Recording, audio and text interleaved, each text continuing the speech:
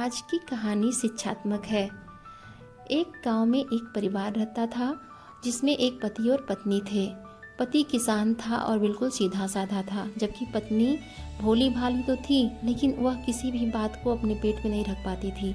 वह दूसरों को बता देती थी। किसान का घर बहुत छोटा था। उसने सोचा कि मैं खाली समय में जाकर क्यों ना अपने घर को थोड़ा और बड़ा बना लूं। ऐसा सोचकर वह गांव से दूर जंगल के पार एक खंडहर में जाकर वहां से पत्थर इकट्ठा करने लगा ताकि घर को थोड़ा बड़ा किया जा सके।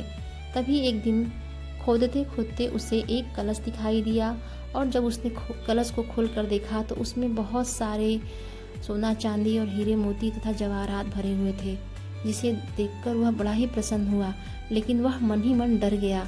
सोचा कि यदि मैं यहाँ से धन नहीं ले जा पाया तो कोई उसे चुरा लेगा, और अगर ले गया तो कोई छीन सकता है। इसलिए उसने अपनी पत्नी को विश्वास में लेना चाहा, और वह सोचा कि मैं अपनी पत्नी को लेकर आऊँगा तभी मैं यह धन ले जाऊँगा। लेकिन उसे यह भी डर था कि उसकी पत्नी तो बहुत बातूनी थी और बातों ही बातों में वह बता देगी कि कितना धन मैंने पाया है।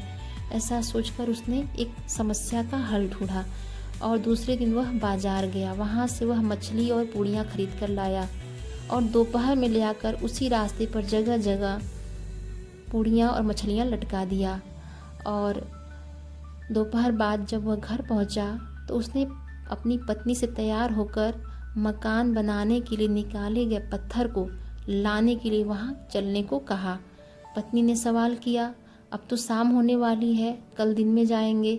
तब पति ने कहा कि अभी चलो, अंधेरा होने से पहले ही हम चले आएंगे।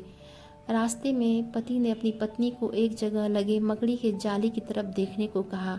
जैसे ही पत्नी जाली की तरफ देखी, वह जोर से चिल्लाई, अरे यह क्या, मकड़ी के जाले पर मछलियाँ फंसी हुई हैं। पति ने कहा, हाँ, मैंने भी ऐसा पहले कभी नहीं देखा। कुछ आगे बढ़े तो एक पेड़ पर पूड़ियाँ लटक रही थीं। उसने अपनी पत्नी को बताया। वह देखकर पेड़ पर पूड़ियाँ लटकी हुई हैं और 2-3 जगह पर ऐसा ही था। तो पत्नी बड़ी हैरान हुई और बड़बड़ाने लगी, अरे यह तो बड़ा गजब बात हो गया, कहीं हम दूसरे लोग पे तो नहीं आ गए। और फिर चलते चलते पति पत्नी उस जगह पहुंच गए जहां कलश में सोना चांदी और असरफियां भर के रखा हुआ था।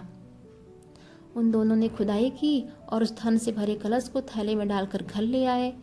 पत्नी पूरी रात सोचती रही कि इस बात को किसी को बताऊं या न बताऊं, लेकिन पति ने उसे समझाया था, इसलिए वह शांत थी। लेकिन फिर भी वह अपनी आदत से मजबूर थी। उसे रात भर नींद नहीं आई। सुबह होते ही वह पानी भरने गई और अपनी सहेलियों से मिलने लगी, और बात ही बात में उसने बता दिया कि रात में वो बहुत सारा धन लेकर आए थे। आखिर यह बात फैलते फैलते दरबारियों तक भी पहुंच गई, और दरबारियों ने राजा को बता दिया। राजा ने जब सुना तो पति पत्नी को उस धन सहित दरबार में पेश होने के लिए सिपाहियों को भेज दिया। पति जानता था यह बात फैलेगी जरूर, इसलिए उसने वह धन अपने घर में ही रखा, बल्कि उसे छुपा दिया, जिससे सिपाहियों को घर में कुछ नहीं मिला। पति पत्नी को ही दरबार में राजा के सामने पेश किया गया। राजा ने पति से पूछा तो जवाब दिया, मेरी पत्नी झूठ बोल रही है। अगर इसने धन देखा है तो वहाँ पहुँचने वाले रास्ते के बारे में ज़रूर पूछिए। तब पत्नी ने कहा कि मुझे रास्ते का सही सही ज्ञान तो नहीं है, लेकिन मैंने उस रास्ते पर कई जगह पर झाड़ियों में मकड़ी के जाले पर खूब मछलियाँ फंसी हुई देखी, और 2 जगह तो पेड़ पर पूड़ियाँ भी लटकी हुई थीं। यह सुनते ही सभी दरबारी जोर जोर से हंसने लगते हैं। राजा को भी पहले बड़ी जोर की हंसी आई, फिर गुस्सा भी आ गया कि यह औरत तो सच में पागल है। राजा ने सिपाहियों को आदेश दिया, इस औरत को 4 डंडे मारकर दरबार से भगा दो।